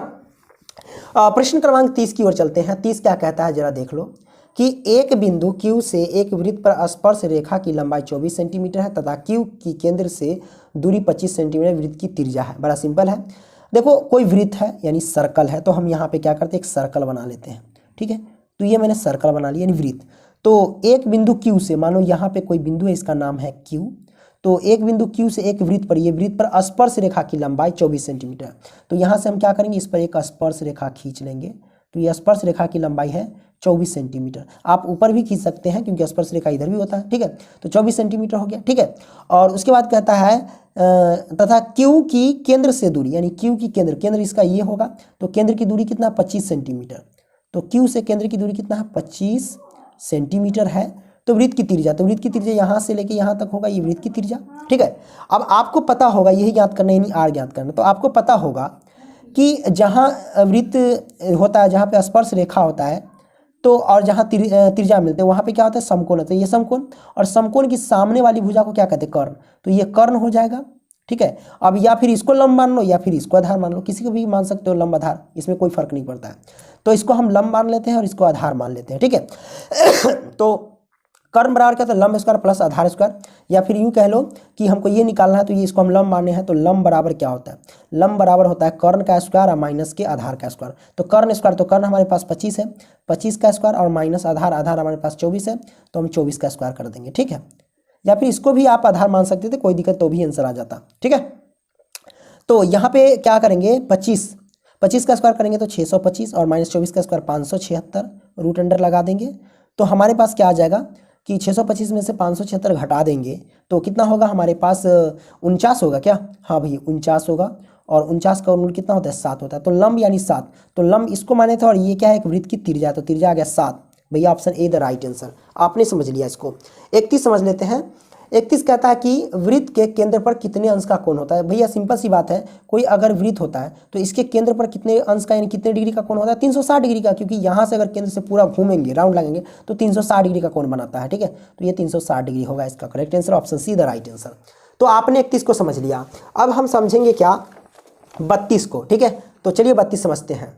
तो यहाँ पे 32 कहता है कि यदि R तथा यानी यदि R1 तथा R2 त्रिज्या वाले दो वृत्त के क्षेत्रफलों का योग R त्रिज्या वाले वृत्त के क्षेत्रफल के बराबर है, यानी कोई दो वृत्त है जिसकी त्रिज्या R1 है और दूसरे वृत्त की त्रिज्या R2 है, इन दोनों वृत्त के क्षेत्रफल का योग जो है इस वाले R त्रिज्या वाले वृत्त के क्षेत्रफल के बराबर है। तो चलो मान लो कि पहले वृत्त का क्षेत्रफल ये है और ये दूसरे वृत्त का क्षेत्रफल, तो ये पाई आर स्क्वायर करेंगे तो ये R1 होगा, प्लस में पाई आर स्क्वायर करेंगे दूसरे वृत्त का ये 2, ये दोनों का योग कह रहा था, त्रिज्या वाले वृत्त के क्षेत्रफल का योग, तो क्षेत्रफल का योग कर दिए और किसके बराबर है, तो ये R त्रिज्या वाले वृत्त के क्षेत्रफल के बराबर, यानी पाई आर स्क्वायर के बराबर है।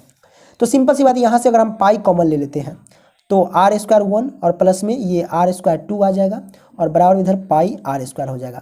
तो ये पाई से पाई कैंसिल, तो हमारे पास क्या आ गया, R1 का स्क्वायर प्लस R2 का स्क्वायर बराबर में ये आर स्क्वायर आ गया।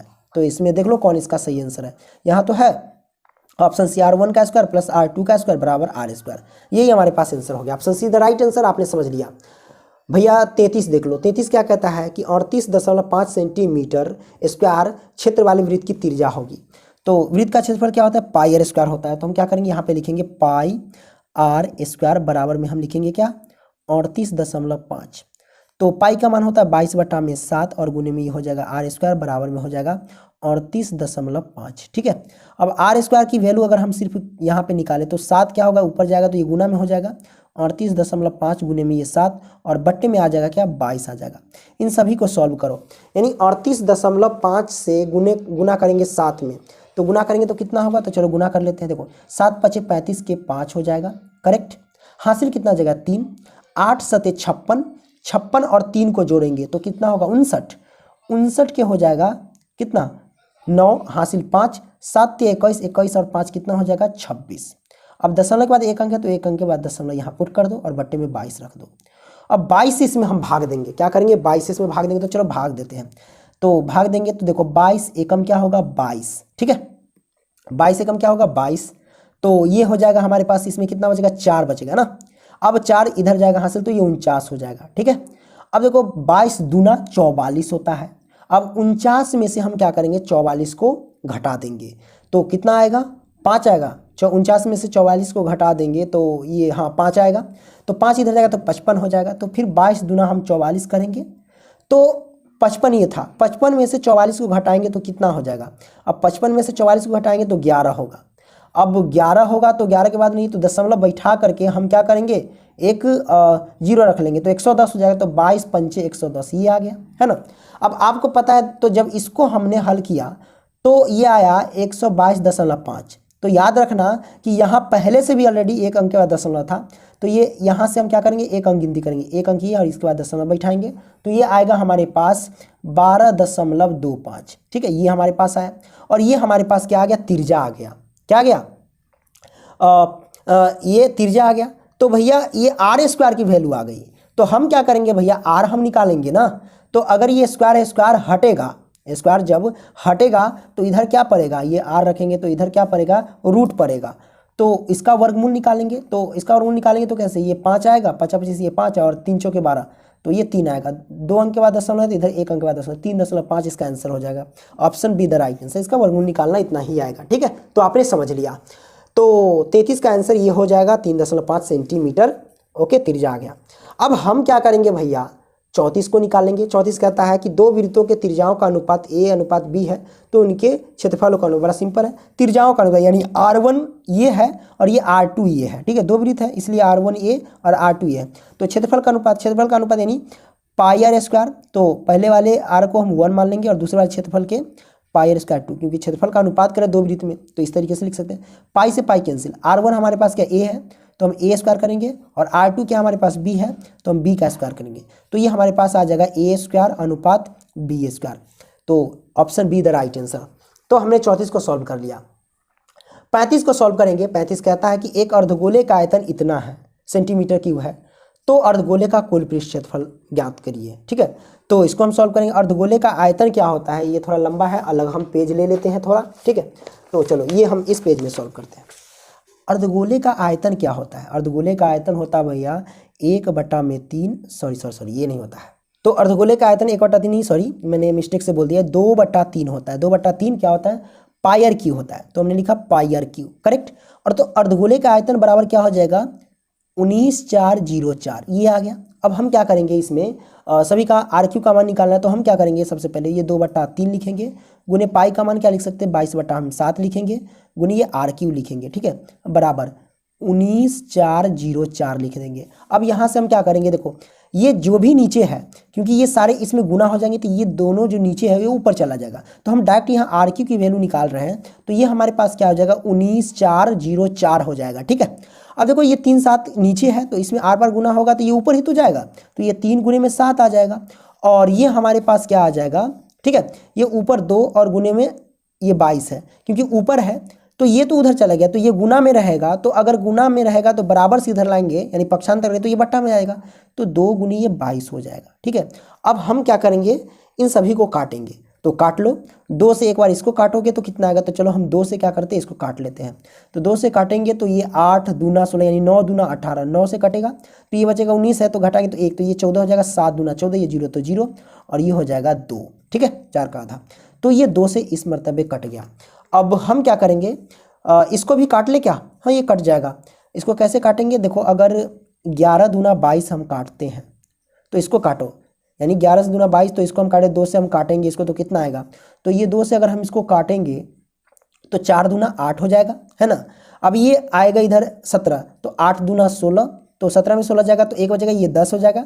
तो 10 को अगर 2 से काटेंगे तो 5 दूना 10, अब 2 से इसको 2 से काटेंगे तो 1 आएगा, तो ये कट गया ये, है ना। तो कट गया 11, यानी 400, यानी बोले तो 4851 में हम क्या करेंगे 2 से मल्टीप्लाई करेंगे यानी 11 से, तो ये कट जाएगा, तो ये कट जाएगा यानी 4851 दूना ये आ जाएगा और 11 दूना ये आ जाएगा, ठीक है। अब 11 से इसको काट लो, कटेगा क्या देख लेते, 11 चौक 44 और ये 4, 11 चौक 44, हाँ ये कट जाएगा, तो हम इसको हम काट लेते हैं। चलो 11 से इसको काटेंगे तो 11 चौक 44, तो 48 में से 44 घटाएंगे तो कितना होगा 4 होगा, है ना। तो ये 45, फिर 11 चौक 44, अब 45 में से 44 घटाएंगे तो 1 होगा, तो 1 हासिल जाएगा, तो ये 11 और 11 एकम 11 यानी 441 से कटेगा, ठीक है। तो 11 का घात 441 बार पढ़ेंगे तो इतना आएगा, करेक्ट। अब इसको हम क्या लिख सकते हैं, इसको हम लिखेंगे आर क्यू बराबर 441 को हम ऐसे लिख सकते हैं क्या 21 गुने में 21, क्योंकि 441 को हम अगर 21 गुने 21 करते हैं तो 441 से आता है।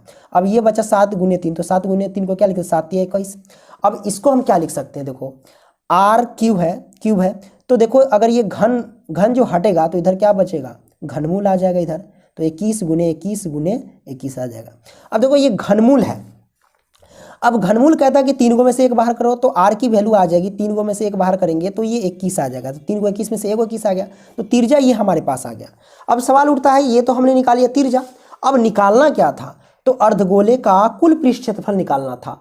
तो अर्धगोले का कुल पृष्ठ क्षेत्रफल क्या होता है, अर्धगोले का कुल पृष्ठ क्षेत्रफल 3 पाई आर स्क्वायर होता है। तो चलो निकालते, 3 गुने पाई का मान होता है 22/7 और गुने में होता है आर स्क्वायर यानी 21, तो 21 गुने 21 कर सकते, इसको काटो, 7 या 21 कट गया।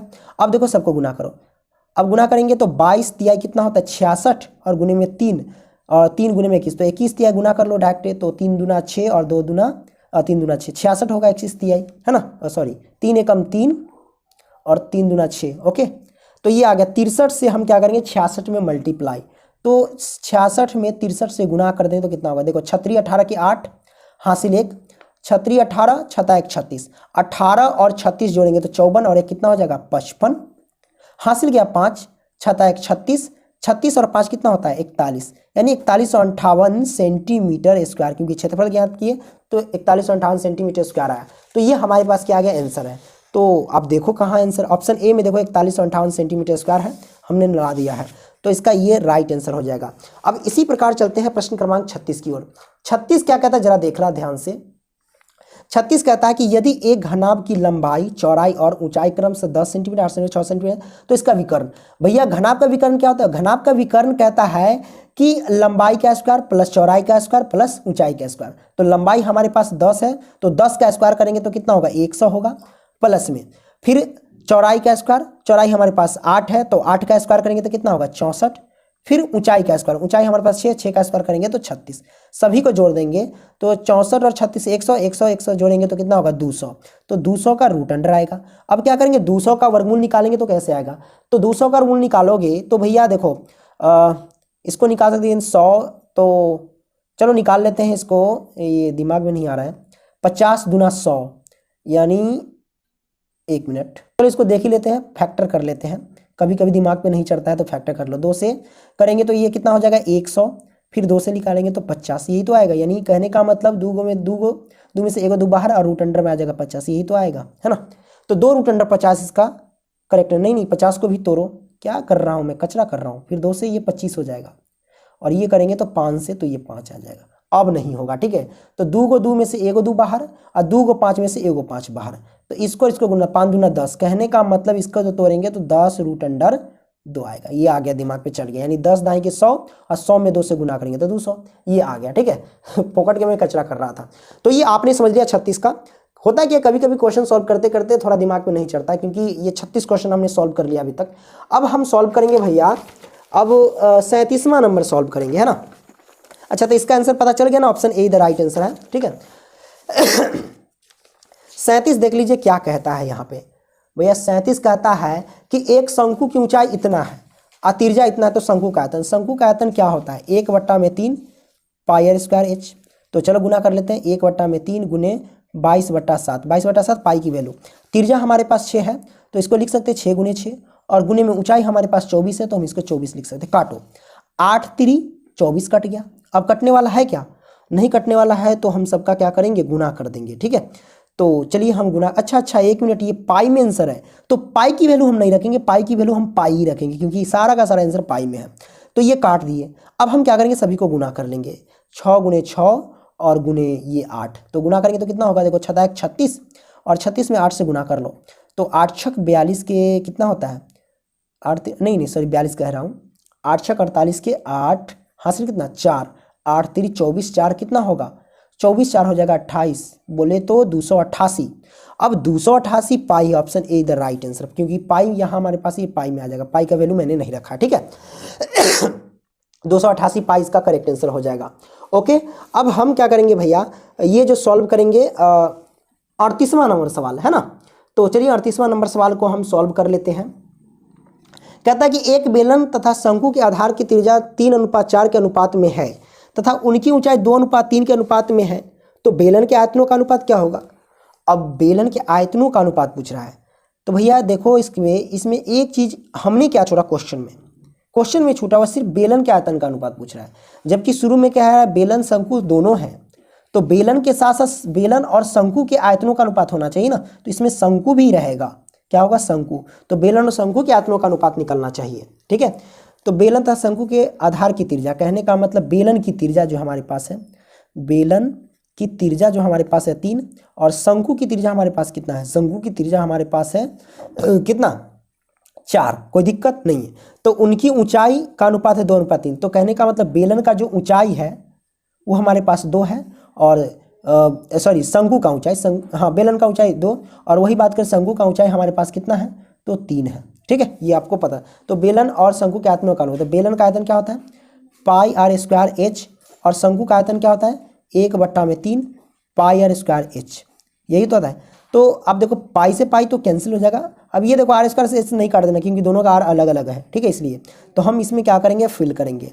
कैसे फिल करेंगे, देखो आर स्क्वायर की वैल्यू क्या हमारे पास है बेलन में, आर की 3 है तो 3 का स्क्वायर करेंगे 9, और गुने में एच हमारे पास 2 है तो 2 करेंगे, और बटे में 1/3 करेंगे, और गुने में आर की वैल्यू हमारे पास कितना है यहाँ पे 4 है, 4 का स्क्वायर कितना डायरेक्ट 16 ही कर देते हैं, और गुने में एच हमारे पास कितना है, एच हमारे पास 3 है, 3 से 3 कट जाएगा।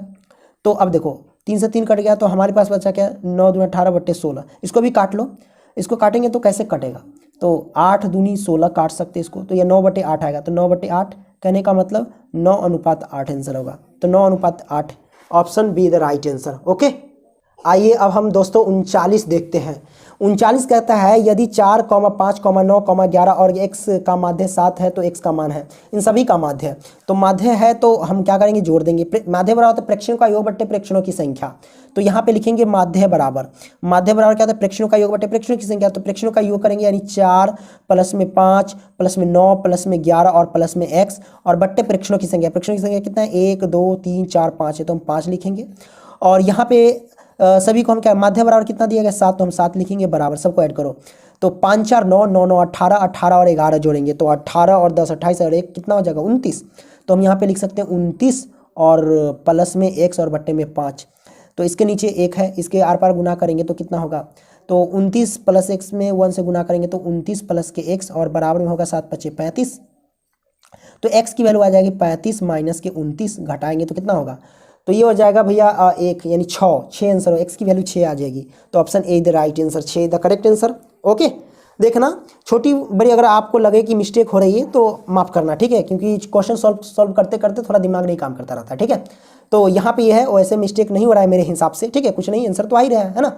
अब 40 देख लो। 40 क्या कहता है कि यदि किसी बंटन का माध्य और माध्य क्रमशः 4.6 तथा 4.8 है तो बहुलक बराबर है। देखो बहुलक बराबर माध्य फॉर्मूला क्या होता है, बहुलक बराबर फॉर्मूला होता है 3 माध्य, क्या होता है 3 माध्य, 3 माध्य कह लो या माध्यिका कह लो, और -2 माध्य होता है। ठीक है, अब पुट करो 3 गुने में माध्यक क्या है, माध्यक हमारे पास दिया गया, माध्य और माध्यक, तो माध्य दिया गया है 4.6 और माध्यक दिया गया है 4.8। ठीक है, तो माध्यक हमारे पास है 4.8 और -2 गुने माध्य दिया गया है हमारे पास 4.6। चलो हम सॉल्व कर लेते हैं, बहुलक बराबर निकल के आ जाएगा 48 दिए, 8 3 24 के 4 हासिल 2 है ना, और 4 3 12 12 2 कितना होता है 24, सही कर रहे हैं कि नहीं, 8 3 24 के 4 हासिल 2, 4 3 12 2 24, ठीक है। और एक अंक के बाद दशमलव, तो एक अंक के बाद दशमलव बिठा दो और माइनस से उसको गुना कर लो। 6 दूना 12 के 2, हासिल 1, 4 दूना 8 1 9, यानी 9.2। अब 24.4 में से 9.2 को घटाएंगे, कहीं मिस्टेक तो नहीं ना कर दिया, देख लेता हूँ मैं। हाँ देखो भाई, यहाँ पे क्या मिस्टेक कर दिया यार, हंसी लग जाता है इस मिस्टेक से हमको। क्या मिस्टेक किया कि 8 3 24 के 4, हासिल जाएगा 2। तो भैया 4 3 12 और 2 मैंने 24 कैसे कर दिया यार। 4 3 12 और 2 कितना हो जाएगा, 14 हो जाएगा, है ना। तो आपने देख लिया सर्दी भी हो चुकी है। तो 14.4 में से 9.4 घटाएंगे तो ये हो जाएगा 5.4 में से 2 जाएगा तो ये 2 हो जाएगा, यानी 5.2 आएगा, ऑप्शन सी, है ना। माफ़ करना भाई, छोटी मोटी गलती हो रही है ना। तो आपने समझ लिया। अब हम प्रश्न क्रमांक 41 समझ लेते हैं। 41 क्या कहता है, प्रथम 5 पूर्ण संख्याओं का माध्य होगा। प्रथम 5 पूर्ण संख्याओं का माध्य होगा, ये पूछा जा रहा है ना। तो इसका करेक्ट आंसर क्या, प्रथम 5 पूर्ण संख्या किसका, 0 से स्टार्ट वाली संख्या। तो 0 1 2 3 4, 5 पूर्ण संख्या हो गया कि नहीं, 1 2 3 4 5। और इसका माध्य पूछा, माध्य क्या था, प्रश्नों के योग प्रश्नों की संख्या, तो इन सभी को जोड़ देंगे। तो जोड़ देते हैं, 4 3 7, 7 2 9, 9 1 10 हो जाएगा। 10 में 0 जाएगा तो 10 होगा। प्रश्नों की संख्या 1 2 3 4 5 है, तो 5 से काटेंगे, 5 दूनी 10 कट गया, तो 2, option be the right answer, ठीक है। 41 हमने सॉल्व कर लिया। आइए अब 42 देखते हैं। 42 नंबर में क्या कहता है, 42 नंबर कहता है कि संचयी बारंबारता का वक्र कहलाता है, तोरण कहलाता है, ओके। अब हम 43 देखते हैं। 43 में कहता है इतना का माध्यिका, माध्यिका या माध्यक कह लो, दोनों एक ही बात है। तो माध्यिका निकालने के लिए सबसे पहले संख्या को बढ़ते या घटते क्रम में सजाते हैं। तो बढ़ते क्रम में सजाने के लिए सबसे पहले छोटी संख्या लिखेंगे 3, उसके बाद बड़ी संख्या, 3 से राइट बड़ी 5, उससे राइट बड़ी 6 है, उससे राइट बड़ी 7 है, उससे राइट बड़ा 8 है, उससे जस्ट बड़ा 9, फिर 10 है, फिर उसके बाद कितना है, 10 के बाद 12 है ना। 1 2 3 4 5 6 7 8 है, यानी सम संख्या वाला है। 3 संख्या इधर से निकालो, यानी बीच में जो होता है वही माध्यक होता है, इस बात को ध्यान रखना। और 3 संख्या इधर से निकालो, बीच में ये दोनों आता है, दोनों को जोड़ दो, 8 7 15 और 2 से भाग दे देना, ठीक है। तो हो जाएगा 7.5, 7.5, यही तो आंसर हो जाएगा, ठीक है। इसी में कभी अगर मान लो कि एक संख्या ये हमने गैप कर दिया, ठीक है, तो इसका आंसर क्या होगा, तो इसका 3 संख्या इधर से निकालोगे और 3 संख्या इधर से निकालो, इस संख्या को गैप कर दिए तो बीच में आ गया सिर्फ 7, तो इसका 7 आंसर हो जाएगा, ठीक है। तो ये तो आप समझ लिया, ओके। 44 देख लेते हैं। 44 कहता है कि एक पासा को उछाला जाता है तो सम संख्या आने की प्रायिकता है। पासा में कितनी संख्या होता है, तो 1 संख्या, 2 होता है, 3 होता है, 4 होता है, 5 होता है और 6 होता है, ये सारे के सारे संख्या है।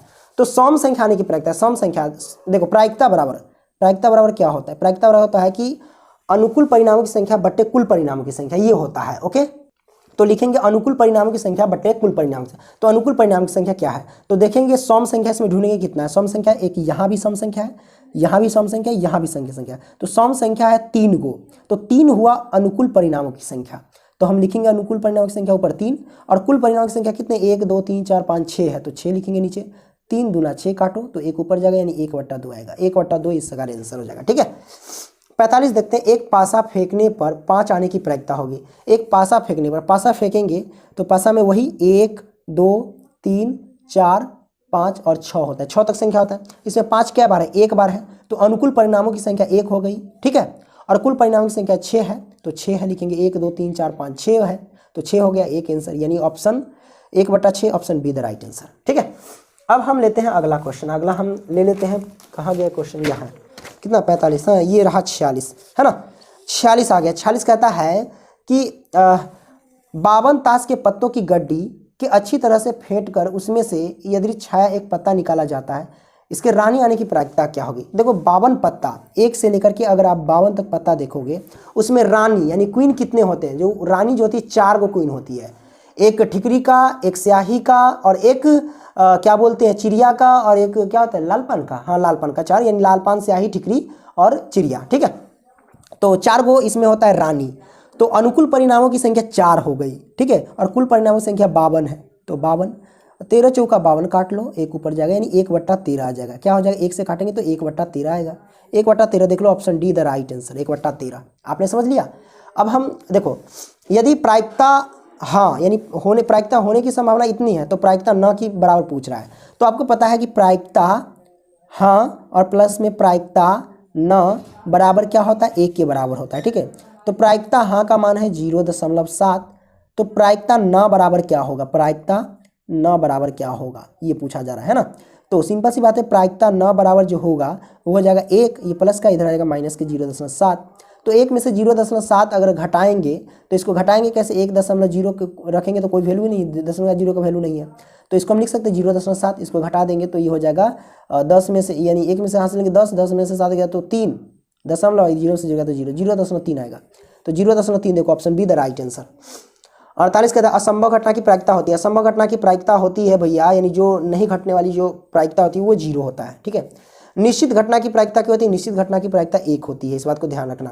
कहते यदि ई कोई घटना हो तब पी ई प्लस में पी डैश का मान होगा। वही बात है कि प्रायिकता हाँ प्लस प्रायिकता न बराबर क्या है वो पूछ रहा है, 1 के बराबर होता है, ठीक है, option be the right answer. दोस्तों मैंने इस 50 प्रश्न को सॉल्व कर दिया, यानी मॉडल सेट 2 को मैंने तैयार कर दिया है। अगर मॉडल सेट 1 देखना चाहते हैं तो लिंक डिस्क्रिप्शन में है। मैं आप लोगों से रिक्वेस्ट करूंगा कि आप लोग क्रोम में या गूगल में जा करके, भैया आप लोगों से रिक्वेस्ट है, PNKAJ Pankaj study STUDY study CENTRE center.com पे जरूर विजिट करें, यानी एक बार गूगल में जरूर सर्च करें और वेबसाइट पे जरूर जाए, वहां पे मोस्ट इंपॉर्टेंट क्वेश्चन तथा PDF नोट सारे के सारे आपको मिलेंगे। धन्यवाद दोस्तों, लाइक